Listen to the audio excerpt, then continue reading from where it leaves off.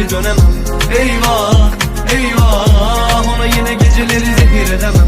Leyla, Leyla, sana mecnunum ama seni bilemem. Olmaz, olmaz, zorla yine sana beni sev diyemem. Ne yapsam nafile, bomboş bir görsen halimi. Keşke yaşansa bir mucize, çok zor anlatsan derdimi. Yok yok, düşüyorum dara, beni geri verin bana.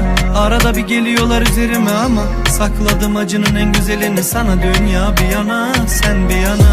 Sonu boş ama yine anı çok. Bana geri gelip hadi yamacıma koş. Yine sor, yine gelip bana sor. Bulamazsan beni yalnızlara sor Leyla. Beni bana sor Leyla. Anılara sor Leyla. Ama çok zor Leyla. Kurtar beni Mevla. Leyla, Leyla, sana mecburum ama geri dönemem. Eyvah, eyvah, ona yine geceleri zehir edemem.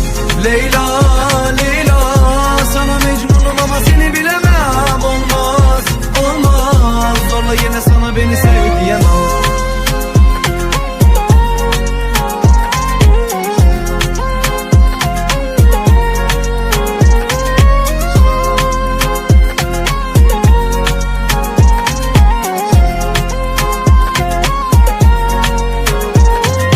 Günahı boynuma kaç, gel geri bana. Acıma ruhuma, açtığın yaralara ağlamam asla yok.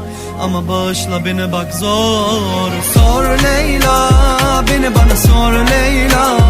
Anılara sor Leyla. Ama çok zor Leyla.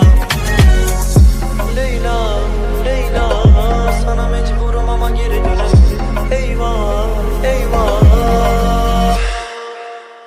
Leyla, Leyla, sana mecburum ama geri dönemem.